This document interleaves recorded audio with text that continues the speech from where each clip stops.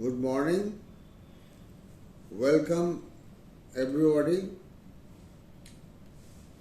Today my discussion topic is monitor anesthesia care. This is a very recent trend of anesthesia. Definition of MAC. The American Society of Anesthesiologists defines a MAC as instances in which an anesthesiologist has been called on to provide specific anesthesia services to a particular patient undergoing a planned procedure, in connection with which a patient receives local anesthesia or in some cases no anesthesia at all.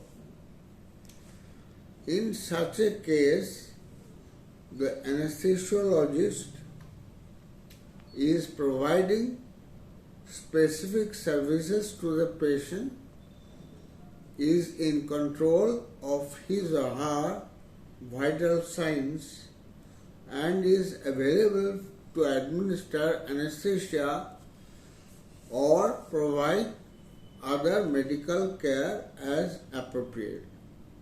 The policy of the ASA states that the same standard of care should be provided by an anesthesia practitioner during MAC as for general or regional anesthesia. The provisions of MAC shall include the following. Number 1, performance of a pre-anesthetic examination and evaluation. Number 2, prescription of the anesthesia care required. Number 3, personnel participation in or medical direction of the entire plan of care. 4, the continuous physical presence of the anesthesiologist. 5, proximate presence or, in the case of medical direction, the availability of the anesthesiologist for diagnosis or treatment of emergencies. In addition, all institutional regulations pertaining to the anesthesia services shall be observed, and all the usual services performed by the anesthesiologist shall be furnished, including but not limited to the following. Number 1, usual non-invasive cardiocirculatory and respiratory monitoring.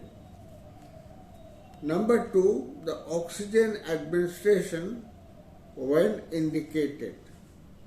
Number 3, intravenous administration of sedatives, tranquilizers, antiemetics, narcotics, other analgesics, beta-adrenergic blockers, vasopressors, bronchodilators, antihypertensives, or other pharmacologic therapy as may be required in the judgment of the anesthesiologist. Procedures performed under monitored anesthesia care, like head and neck procedures, third molar extractions, blepharoplasty, ptosis repair, rhinoplasty, endoscopic sinus surgery, repair of lacerations, cervical node biopsy, excision of neck mass, cataract extraction, trabeculectomy,